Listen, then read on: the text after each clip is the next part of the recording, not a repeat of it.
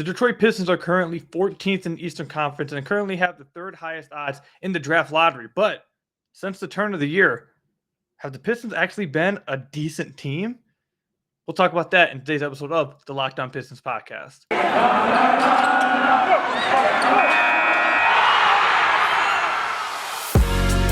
You are Locked On Pistons, your daily Detroit Pistons podcast. Part of the Locked On Podcast Network, your team every day.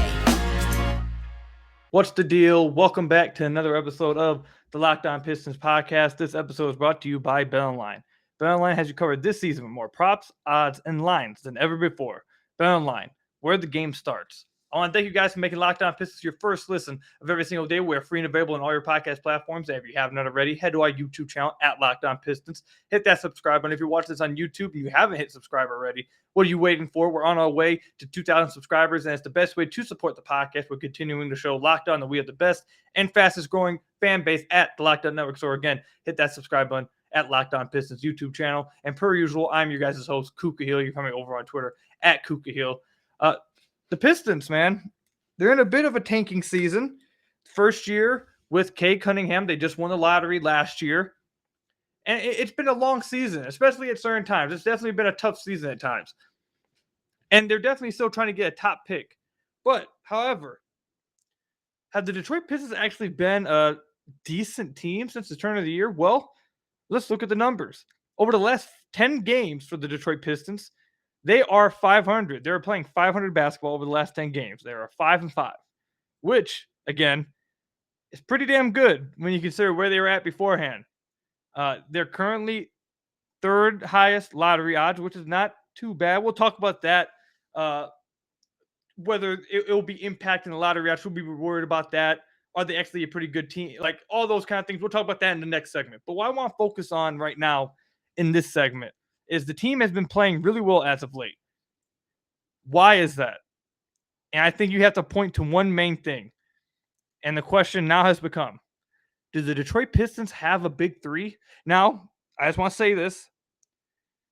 When you say big three, the Pistons, and one of you guys said this in the YouTube comments a few days ago. It's actually funny. And it's an absolutely correct way of saying this. The Pistons have 3 quarters in their pocket just because I forget exactly how you said it, but it was like just because I have 3/4 of a dollar and someone else has like $5 in their pocket doesn't make it my 3/4 any less than 3/4. Basically saying, yes, the Pistons have a big three. That doesn't mean it's like to the level of other people's big three. It's not like it's an elite big three, but they have their own big three. And that is Cade Cunningham, Saddiq Bey, and Jerami Grant. Now, you guys know that Jerami Grant and Saddiq Bey, it was a big talking point throughout the majority of the season about whether they could fit together. Jerami Grant, Cade Cunningham, can they fit together? A lot of people, including myself, want Jerami Grant traded at the trade deadline because I worried about the fit between these guys. There are some other things that obviously had to do with it. The contract extension might be coming up, his value being at the highest of the trade deadline, in my opinion. But also the fit was a decently big thing as well. However, over the last few games, and they've been, Dwayne Casey said that this is going to be something that they're going to continue to try to work at and try to make work throughout the rest of the season, which is about 19 or so games, I think, 20 games left. However, over the last 5 games, and it was rough a little bit coming out of the trade deadline. It definitely was still rough, especially Jerami coming back from injury, and it wasn't always looking great. And I attributed a lot of that to Jerami Grant not playing off ball, wanting the ball in his hands more. However, that hasn't been so much of a problem in the last 5 games that the Detroit Pistons currently, this 3-man lineup, they've played 130 minutes together over the last 5 games. They have an offensive rating of 122.3. They have a defensive rating of 111.7. Their net rating is plus 10.7 over the last 5 games. That's pretty damn good. I can't even lie. And you guys know that I'm not the biggest Jerami Grant guy. I'm one of those guys that wanted to see him traded. But over the last 5 games, that big three, I can't even hold you guys, has been pretty damn good. They have been pretty damn good. And something I want to point out, over the last 5 or so games, Jerami Grant's usage rate has dropped just a tad bit over these 5 games. On the season, he's at 25% usage rate. Actually, he's at 25.7. Over the last 5 games, it's dropped a tad to 23%. Now, it's not a big difference, but it's been a noticeable difference to me that he's playing more of his off-ball role. Now, usage rate doesn't mean that, I'm not going to go into the full-fledged definition of usage rate. We'll be here for a while, and you guys will probably get confused. But overall, usage rate doesn't, how can I explain this? Basically, what I'm saying is he's taking a little bit of a back roll here. And that was that was something we thought maybe could be a problem with when coming out the trade deadline, and it hasn't really been. Over the last 5 games, Jerami Grant has had 11 points and 3 of 15 shooting against Boston. Didn't play that well. But that game against Boston, I told you guys this on the podcast, I thought that was his best defensive game of the season. He had never tried as hard as he did in that game, I felt like, all season. He played really hard defensively that game. Then against Charlotte, he had 26 points. Washington, 26 points. Toronto, 26 points. And then against Indiana lately, this last game, he had 8 points with 2 of 7 shooting. He only played 26 minutes in this game.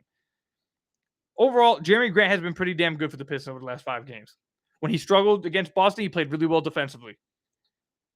And the bigger deal here is the fact that all 3 of them are working together really well when they're on the court together. When they're on the court together, they've been just blitzing teams. They've been playing extremely damn well. And again, you can't hold them.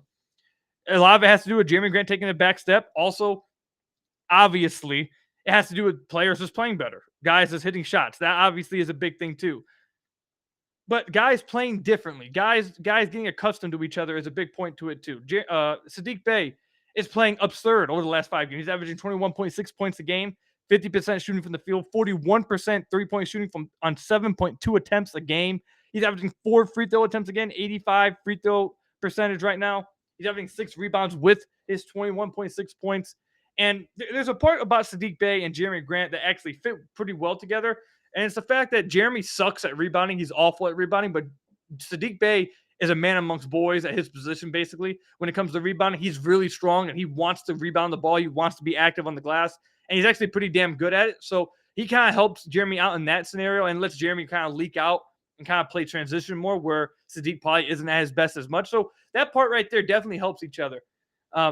But we'd be lying if we said that this wasn't something we were worried about after the trade deadline. But over the last 5 games, they've picked it up, and they've straight up blitz guys. Over the last 5 games, they're 3-2 as a team.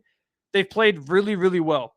And a game against Washington and Boston, both games coming down to the wire. They could easily have been 5-0 over this stretch. And again, it has a lot to do with their big 3. Again, this isn't like Miami Heat big 3 isn't like big 3 that's going to win you some playoff games, but the Pistons currently where they're at with their roster construction, this is their big 3 right now. And they're playing extremely well. And you got to give them a ton of credit because it's made basketball a lot more fun watching. Cade Cunningham, 21.2 points a game, 8.4 rebounds, 4.4 assists a game, shooting 47% from the field, 32% from deep. He's playing extremely well as well. So these 3 guys are leading the Detroit Pistons to actually playing decent basketball. Again, net rating of, what was it, a plus 11? Plus 10.7? That's destroying teams when you're on the court with them. They're not playing the best defense, but they're sacrificing defense to be amazing offensively with these 3 guys. They have an offensive rating of 122.3. And I told you guys, I wanted to see them kind of sacrifice some defense if it meant getting some better offense and more enjoyable basketball. And you've seen that from these 3 guys. So it's going to be interesting to watch the rest of the season. But over the last 5 games, man, the Pistons' big 3 have come through. They've played extremely well. They fit together. They've been playing well together. They've been getting the Pistons some wins. Some wins for the Pistons. 3 out of their last 5. They're currently on a 2-game winning streak. They've all 3 of those guys have been great. Cade Cunningham, Saddiq Bey, Jerami Grant. Clap it up for them. They're doing a great job of leading this team offensively, picking up some of the slack, playing well together, playing cohesive basketball. Their chemistry is off the charts right now. Give it up to them. It's been amazing to watch. It's made basketball a lot more fun watching the Pistons. And at the end of the season, if this continues the rest of the year, we'll see where we're at after the season. We'll talk about that trio possibly staying together, or should they continue to try to trade Jerami Grant in the offseason. But when we come back, we'll talk about the team playing better since the turn of the year in general, not just these 3 guys, but the overall team playing better. And should fans be happy about this, or should they actually be kind of worried? Should they be worried that the Pistons may fall in the draft lottery? We'll talk about that when we come back. But first, I have to tell you guys about one of our sponsors, you guys' favorite sponsor, Built Bar.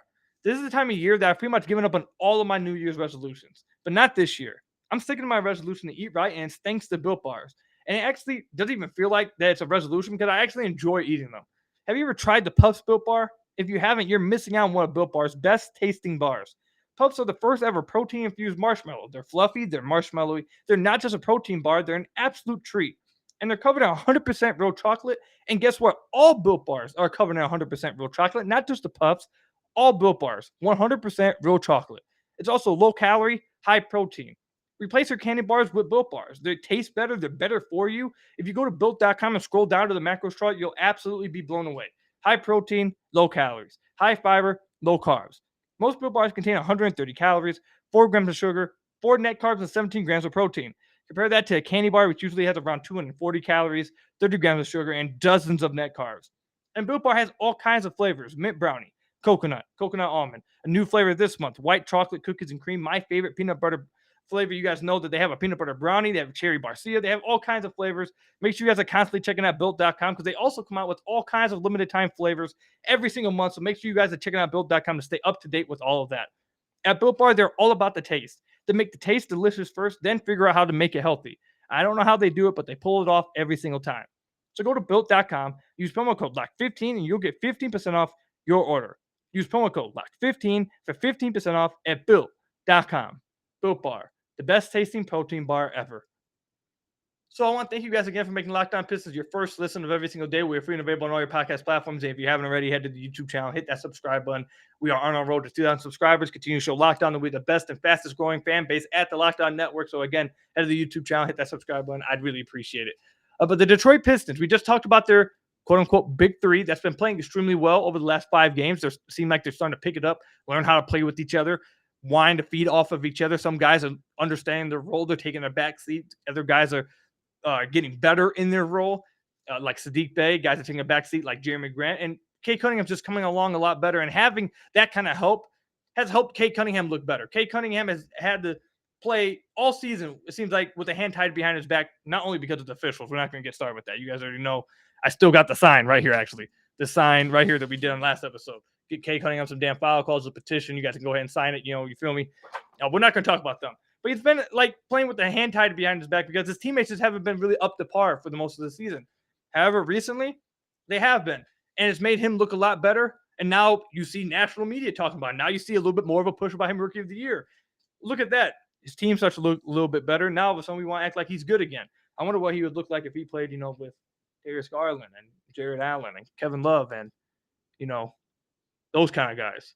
Where, Pascal Siakam, OG Anunoby. I wonder what he would look like if he played with actual, star players. It's almost like you need a good team to actually, whatever. We're not going to get into that. Overall, the team has looked a lot better. And the wins, losses, they tell the story, man. In the month of March so far, the Pistons are 2-1. They're on a 2-game winning streak. Over the last 3 months, since January, since the turn of the year, the Detroit Pistons are 12-19. Now, 12-19, that's still pretty below 500. It's not a great team, but it's a decent team.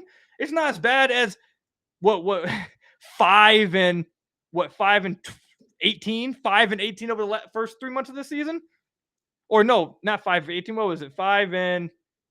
5-28 over the first 3 months of the season they were. So 5-28 over the first 3 months. 12-19 over the last 3 months. Significant improvement, you'd say, correct?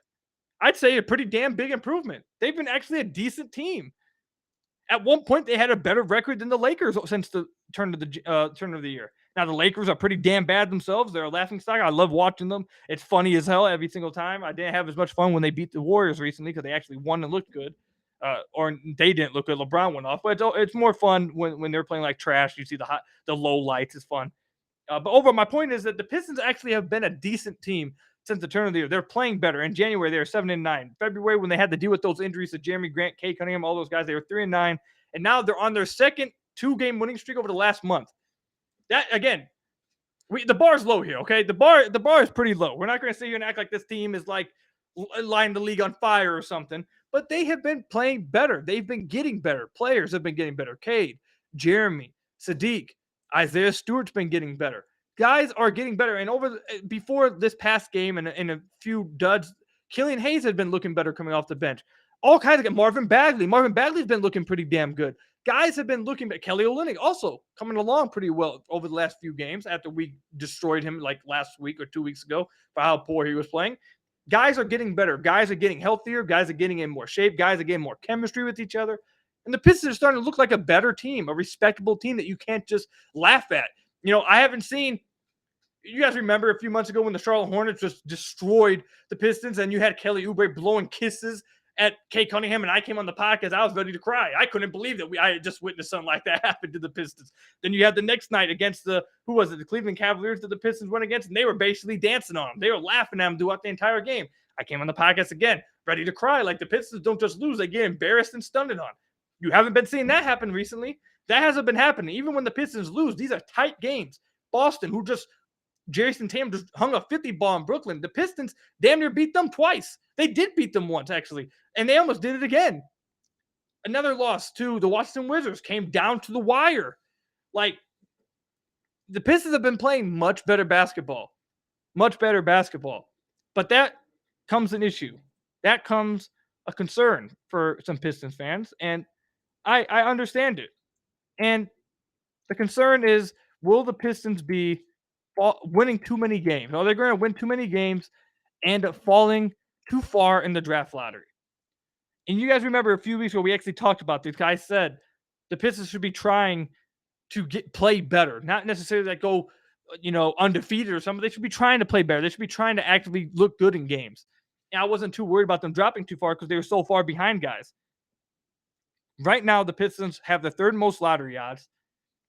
Fourth is Oklahoma City. They're 3 games or 3.5 games behind Detroit in the standing, or in the tankathon lottery, not the actual standings. The Pistons are 3.5 games behind the Oklahoma City in the actual standings. But anyways, you guys get what I'm saying. Then you have Indiana, who is 5.5 games or 4.5 games behind Detroit.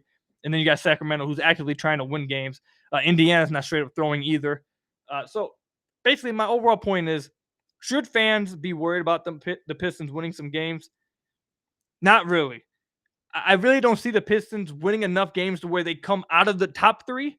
Like, I don't see that happening. They're not going to win that many damn games. And if they do, I mean, damn. Hey, it is what it is. But I don't believe they're going to be that good of a team. They're going to pick up some wins. They're going to continue to look better. But they're not going to win so much to where they fall out of the top 3. If they start falling out of the top 3, then there's probably a reason to be concerned and be like, okay, guys, let's temper it a little bit. But everybody in the top 3 have the same odds as the first overall pick. All of them have the same odds of being in the top 4. So I understand that the Pistons can fall from 3 to 7 if they're at the 3. Instead of like 2, you can fall to 6, and 1 you can fall to 5, etc.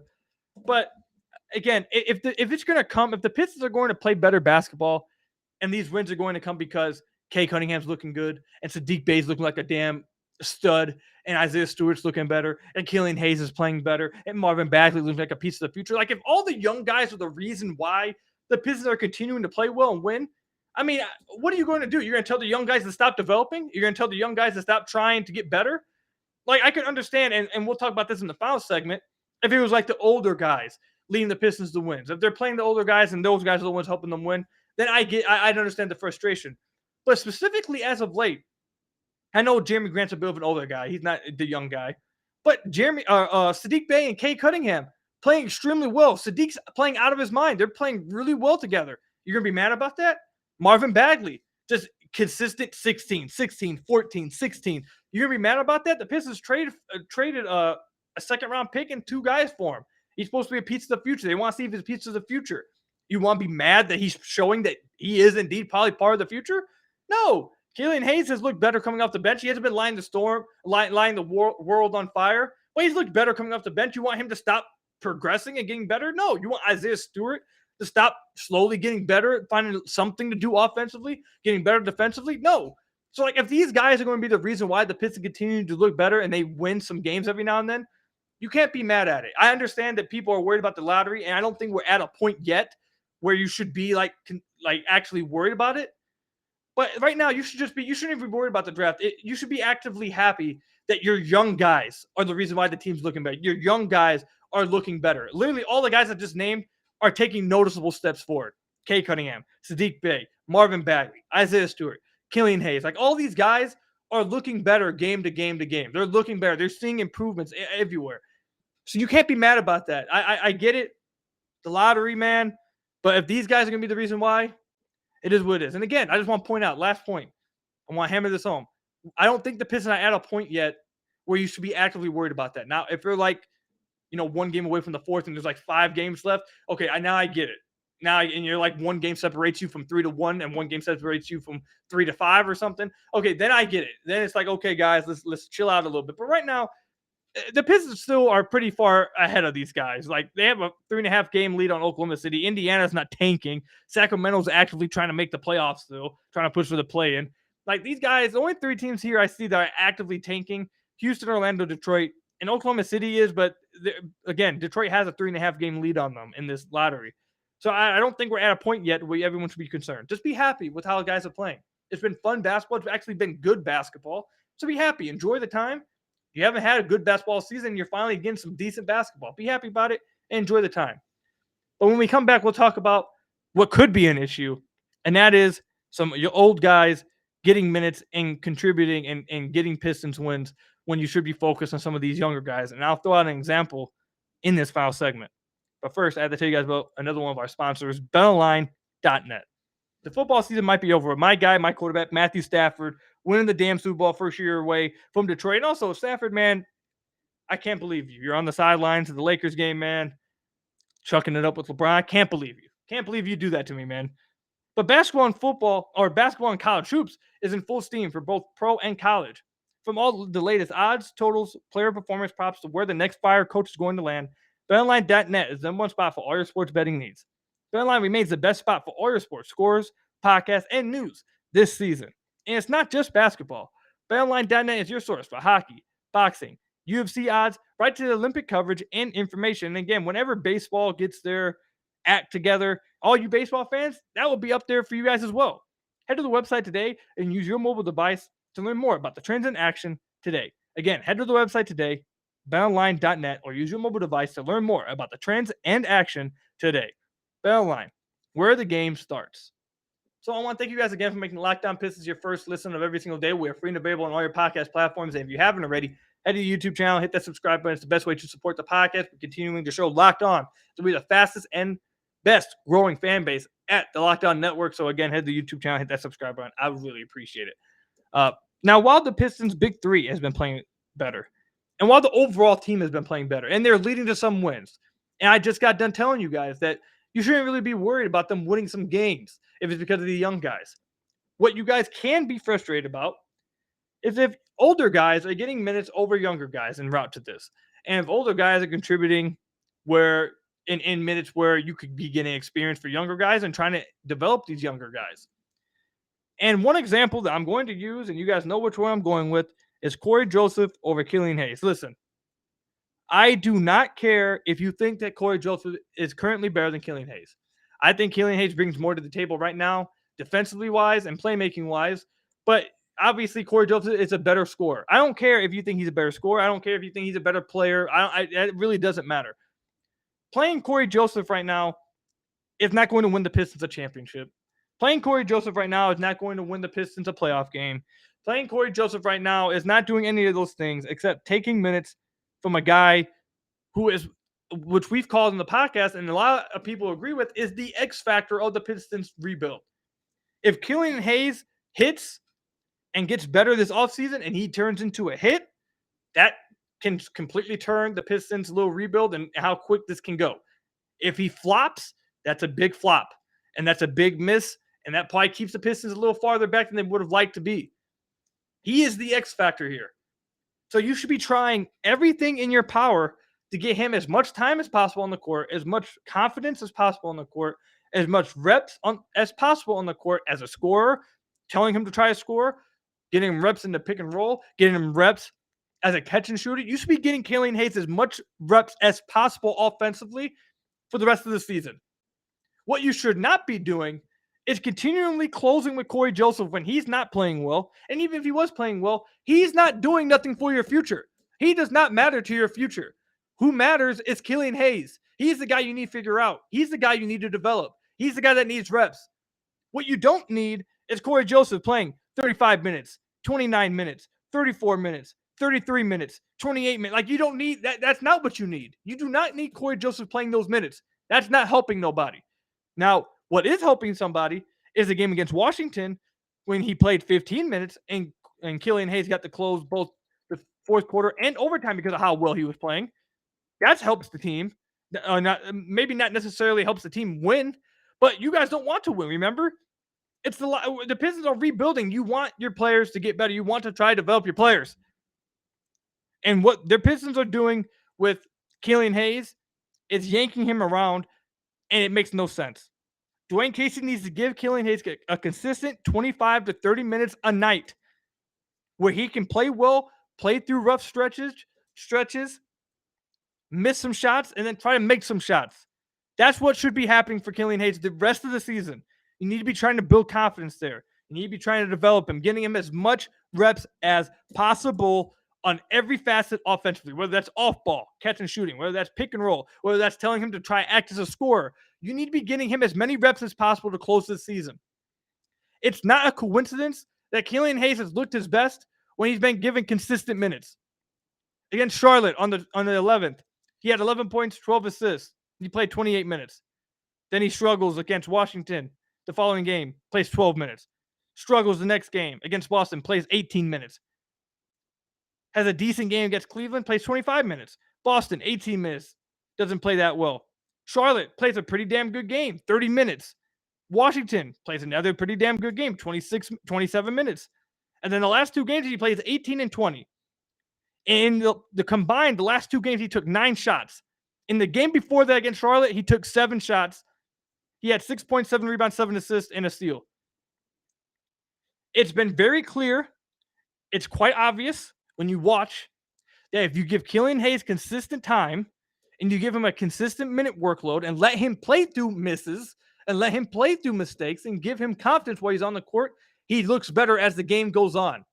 When he gets yanked out after a miss, when he gets yanked out and only gets 15 to 18 minutes, 18 to 20 minutes on a rebuilding team, by the way, on a rebuilding team, it doesn't make sense.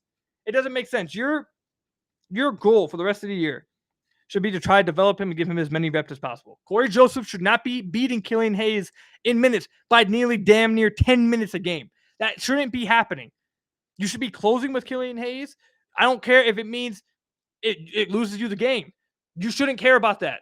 You should be caring about the development of your young players. You don't care if it loses you the game. I don't care if you think Corey Joseph gives you the better chance to win this type of game right here.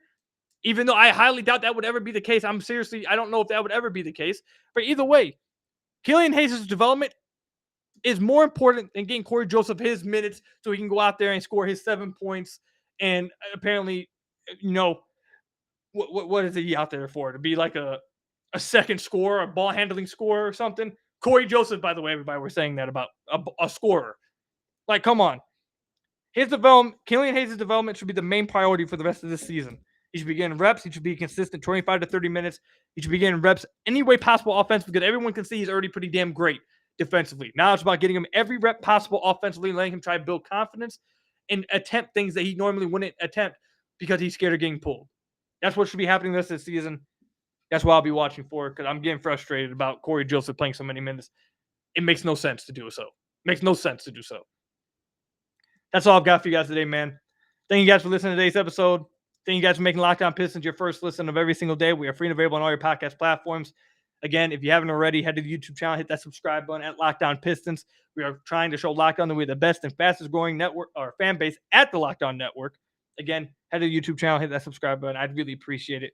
Make sure you guys go make Locked On NBA your second listen of every single day. Locked On experts covering the biggest stories around the NBA every Monday through Friday in less than 30 minutes. It's free and available wherever you get your podcast. Again, thank you guys for listening today. Enjoy the game tonight. You believe against the Atlanta Hawks. Hopefully the Pistons play well, be competitive. A competitive loss will be fine. Hopefully just stay competitive and continue to show this improved play that they've shown recently. So I'm excited for tonight's game. I hope you guys enjoy it.